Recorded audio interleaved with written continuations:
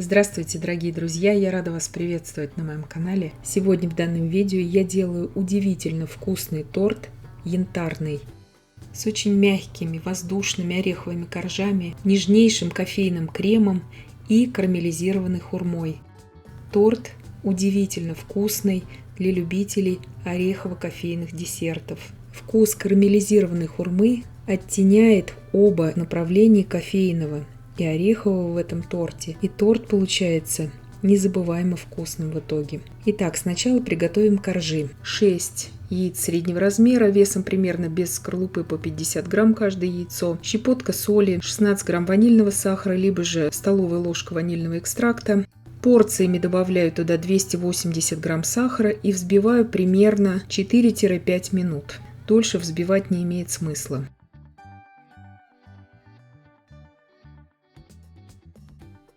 Сто 150 грамм растительного масла без запаха, 150 миллилитров молока комнатной температуры. Все это просто объединяю до однородности, просто пробиваю все это миксером. Долго взбивать не нужно. 300 грамм муки туда просеиваю сейчас. 15 грамм разрыхлителя.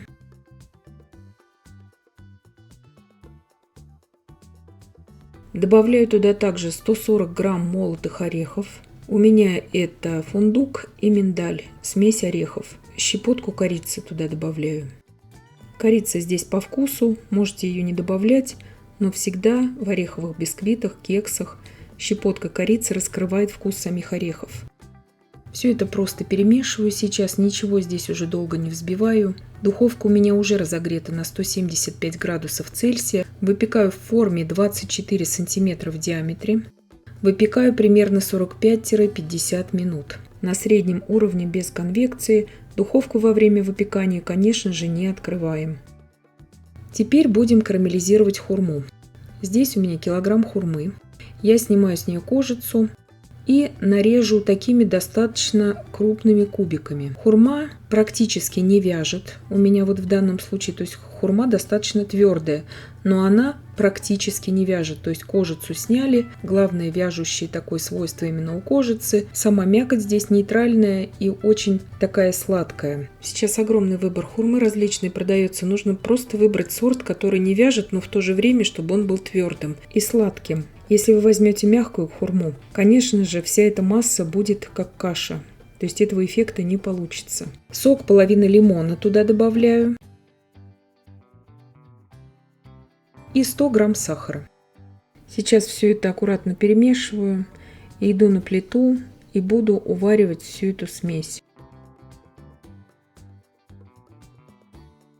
На полном огне довожу до кипения всю эту смесь. И вот когда закипела вся эта масса, я сейчас провариваю примерно 8 минут при непрерывном помешивании. То есть полностью должна выпариться вот эта основная влага. Сразу говорю, что если вы не любите хурму, берите вместо хурмы здесь в той же пропорции твердые сорта груши. Потому что всегда спрашивают в комментариях. Но я всегда считаю так, зачем заменять в этом торте что-то чем-то, когда это будет совершенно другой торт.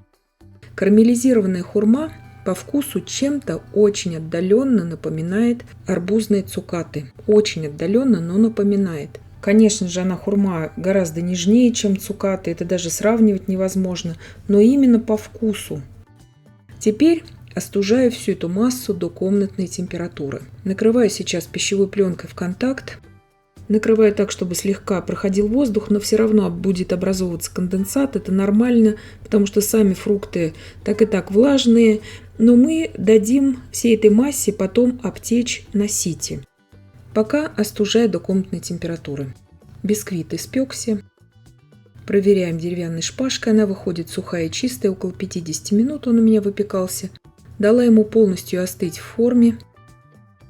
Форма без дна у меня здесь, обычное кондитерское кольцо. Очень удобно, можно выставлять на любой диаметр, имея всего лишь одну форму. И в ней же потом и собирать торт. Вот такой изумительно нежный, пружинищий бисквит получается. Очень легкий и очень вкусный.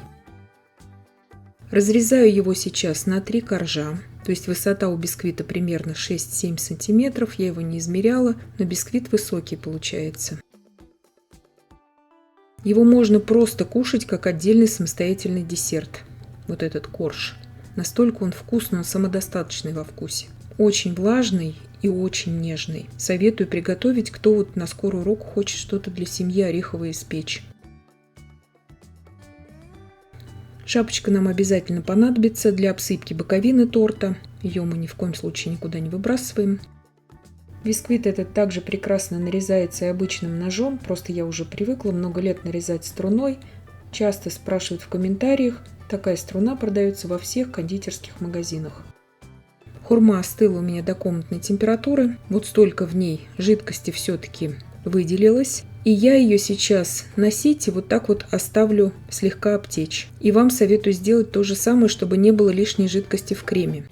Теперь 300 мл очень холодных сливок для взбивания, 16 грамм ванильного сахара, 300 грамм творожно-сливочного сыра и 500 грамм сыра маскарпоне.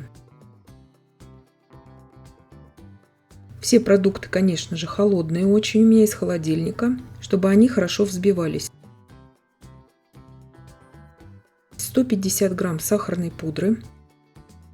Взбиваю сейчас практически до устойчивых пиков, можно и до устойчивых взбивать.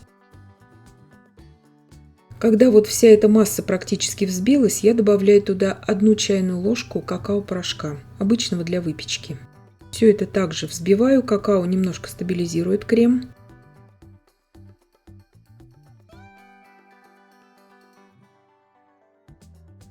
Здесь у меня 1 столовая ложка теплой воды и 2 столовые ложки растворимого кофе.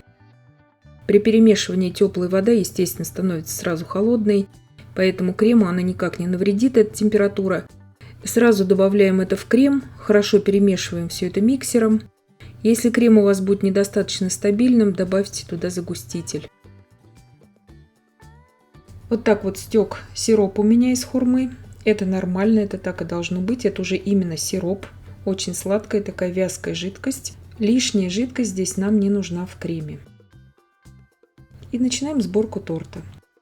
Пропитываю я обычным молоком. Молока здесь я беру на весь тортик примерно 120-150 мл. Крем я поделила визуально на 3 равные части, то есть 2 части это для прослойки и 1 часть для украшения. Крем вы здесь можете использовать также кофейный, я вам ссылочку оставлю в описании, который заварной, который без маскарпоне, без всех сыров. Все на ваше усмотрение. Если кому-то покажется этот крем небюджетным, ссылочку я, естественно, вам оставлю в описании к данному видео на тот крем. Я вам, конечно же, всю ссылочку оставлю в описании. Есть, конечно же, такого вида крема у меня на канале. На любой вкус и на любой кошелек есть на моем канале в плейлисте рецепты кремов.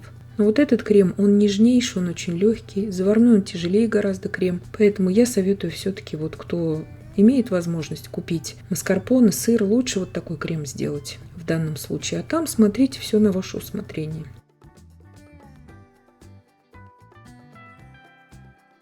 Накрываю сейчас тем коржом, который был у нас дном при выпекании. Также его обильно пропитываю. Торт нежнейший, без преувеличения, тающий просто во рту. Вообще с кофейным кремом из фруктов вот хорошо сочетается хурма и груша, потому что нужен именно сладкий фрукт. Именно очень сладкое что-то, что дает вот такое вот ощущение при раскусывании фрукта, но оно должно быть сладким, не кислым. Убираю в холодильник для стабилизации. Часа на 4 точно, лучше на ночь, конечно, убрать. Остаток крема я убирала в холодильник. Им я сейчас разравниваю и украшаю. Если вы захотите украшать этот тортик любым кремом, конечно, лучше его предварительно потом покрыть для стабильности шоколадным ганашем. Шоколадный ганаш очень дополнит вкус этого торта. Посыпаю просто покупными здесь у меня шоколадными вот такими украшениями. Измельчила я шапочку от бисквита и покрываю этой шапочкой измельченной сейчас боковины тортика. Из насадки здесь кондитерской 1М делаю вот такие вот розеточки. Торт нежнейший. Торт для особых любителей кофейных десертов. Торт очень вкусный. При нарезании видно, какой пропитанный, мягкий, нежный торт получается. Торт очень красивый в разрезе, прекрасно держит форму. Хурма карамелизированная прекрасно также нарезается. Вот так прекрасно он надламывается вилкой, этот тортик. То есть он как пух. Такой он мягкий и такой он нежный. Все это видно здесь на видео. Смотрите, делайте выводы сами.